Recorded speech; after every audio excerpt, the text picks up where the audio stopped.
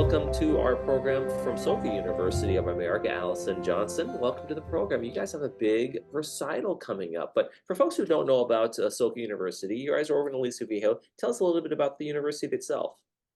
Sure. Soka University, it's a private nonprofit liberal arts college, and we do have a graduate school of education, and it's in Aliso Viejo. It's just a beautiful setting.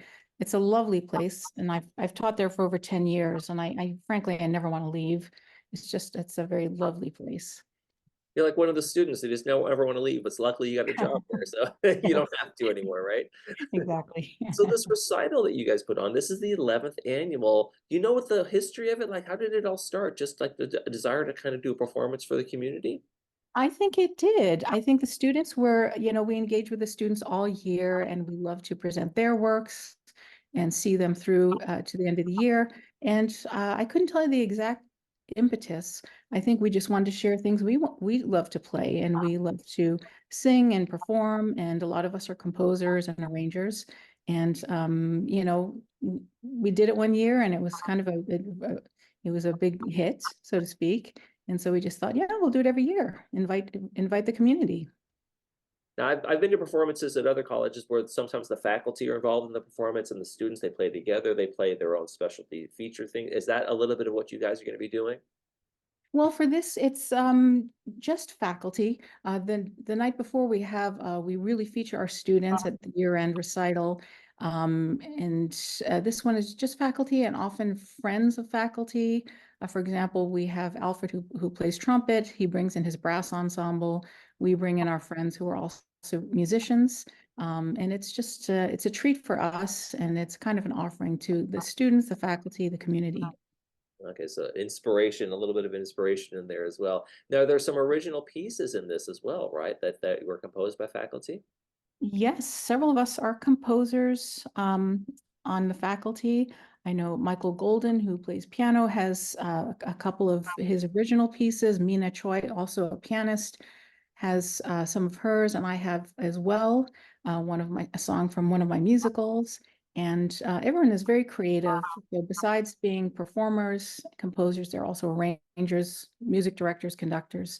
So we try to bring a little bit of everything. Do you feel like the personality of the person who's presenting or composed the music comes out in their work? Do you say, "Oh, this is definitely a Bill composition"? I'm making up some names there, but do you feel like you get Yeah. a sense of the person when you hear a composition they put together? I think that's a great question. And I think you're right on the money. I feel, well, I know everybody well enough. If I closed my eyes and I heard something start to play, I'd be like, yes, I know who wrote that. But sometimes we have surprises up our sleeve. But yes, that's a good way to put it, and we're trying to bring a variety of styles and eras. So that as well. But yeah, great question. We all bring out our personalities in our music. Now, how do you guys go through like the solos, the order? Do you try to put it together like from an old album from the 70s or 60s where there's a theme kind of running it throughout the whole thing? Is there up and a down to the whole flow of the show? I think that's a good point. And a lot of us have kind of worked in programming in other areas too. So yeah, you think about the audience too. We have everything from solo piano works to duos, I think we have a trio in there to larger ensembles. So I think we've always started out with the brass ensemble, Alfred and his brass ensemble, and it's just such an amazing, awe-inspiring opening. So I think it's like we're not gonna mess with that, programming. So we start with the brass, and then we just go into smaller ensembles, and we try to end big with a group ensemble piece. But yeah, we try to take people on a little bit of a journey. Now, for a brass ensemble, that's a boom. That's a way to start something, right? That's not Yes. it's not Yeah. some strings creeping into the mood, right? So you said a kind of early tone. Is it? Would you say the feel for the? I know you say you're going through a lot of eras and a lot of different styles there, but would you say it's a kind of an upbeat overall in terms of the concert? I think so. I mean, I think there are some very personal and thoughtful pieces for piano that you're going to be hearing. But yes, overall, it's a very positive and optimistic concert. And that's how we like to leave it. And yes, we start out big. We want to wake up everybody. We want to wake up that audience too and have them enjoy the whole thing. No napping at all. That's right. Um, the public is also invited to this, which is and it's a free concert, which is kind of an interesting thing. Is that kind of part of the heart of what Soka is all about in terms of being part of the community? It really is. We think globally, we like to be very inclusive, and we're also very mindful of the community and our surroundings and just the lowly people all around us. Yes, it was important for us to be very welcoming with this recital. Now, are there going to be some spots? Sometimes there's some audience participation. Are you going to let the audience kind of come in and play a little bit? Are we going Well, we'll have to see. Actually, I'll give you a little a hint. We are going to end with a big tango piece, a very important piece by important tango artist Astor Piazzolla, and we might ask for some audience participation, at least in terms of the clapping the rhythm. So be prepared for that. Okay, I'm gonna tell you right now, if some folks come from Leisure World, they might get up and start doing a little bit of tango too. These folks like to dance. They love Well, their what other concerts. They love their shows. So you we might get welcome. folks in the aisle jumping and moving around. We love that. Tell us a little bit about the Performing Arts Center that you have there. It is an amazing venue for folks who haven't been there, and acoustically and just the look of Mhm. it and everything, right? It's simply gorgeous. Yes, whether you've seen it from a distance or you've visited us before, it's just stunning, a beautiful thing to behold. But as you mentioned, we have a very important acoustician who worked on the hall. In fact, before he did our hall, he did the Disney um, uh, concert hall in downtown LA, and he actually joked that all the mistakes he made in Disney Hall he worked out before he designed Soka. So in some ways, we have a superior sounding hall, but it's a beautiful thing to behold. So we're looking forward to seeing everybody. All right, so for the concert itself, can you kind of take us through a little bit more detail, some of the eras, some of the things that we're going to be taking the audience through as we go through, and what are some of the maybe some of the specifics you can point out? Sure. Well, we have different styles and different eras, as you mentioned. We all have our own specialties and different eras we love. We're going to have some musical theater in there, some kind of classical musical theater. If you love Phantom of the Opera, I have a new musical I wrote, and I have a piece from there. The brass ensemble. It looks like we're going to have kind of a couple of pieces written for brass ensemble, but also I think kind of a classic Frank Sinatra song in there. Um, as I mentioned, we're going to be ending with Astor Piazzolla's very famous tango called Libertango. And in the mix, we have some original pieces for piano, for smaller ensembles.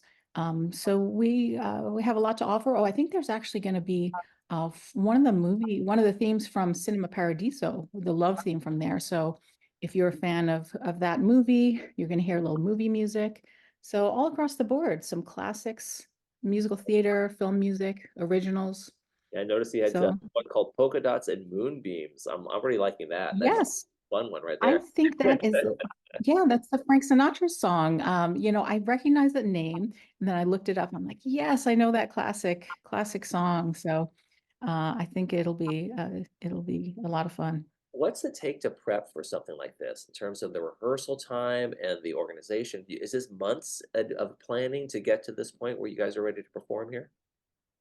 Well, it makes me think of that joke is if you're in New York and you ask someone how do you get to Carnegie Hall, and the answer is practice, Right. practice. So it's we're all seasoned musicians, and so many years of practice. But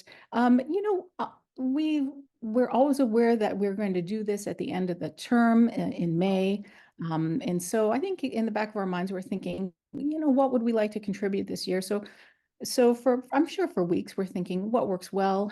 We gather our friends together, see who's available, and I would say weeks of planning go into this, but years of practice and at least and just as you all are, as we are, we're just music fans, and that's our biggest takeaway. We just want to share music.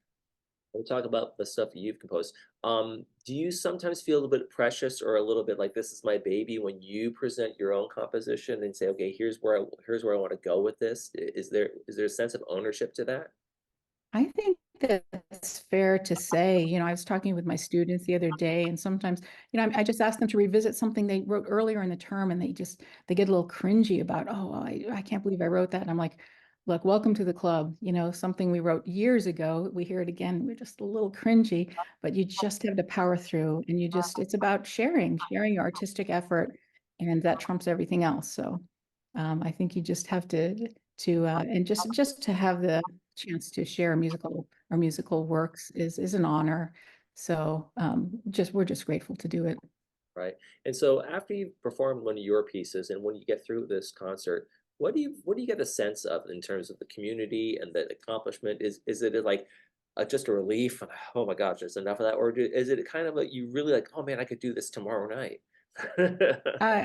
Yeah, I think it's the latter. It's so lovely to hear the audience being engaged, and and when we can, of course, I love to come out and talk to people, and so I love to hear people's take on it. We often hear from people who are musicians or were musicians, and or they have a take on the specific music. So we love to hear it. It's a high. It's a really wonderful feeling. Sounds fantastic. It's going to be a great show. I'm going to recap quick for folks. It's the 11th annual Soka University Music Faculty Recital. It's going to be Saturday, May 11th at 3 p.m. at Soka University in their Performing Arts Center. Fabulous campus. Get there early and walk around a little bit. It's a beautiful campus, and they get to the show. It's Yes. absolutely free, and it sounds like it's going to be a great show. Allison, so thank you so much for Oh, joining. yes, of course. Thank you. Thank you. And you're watching This Day. We'll be right back.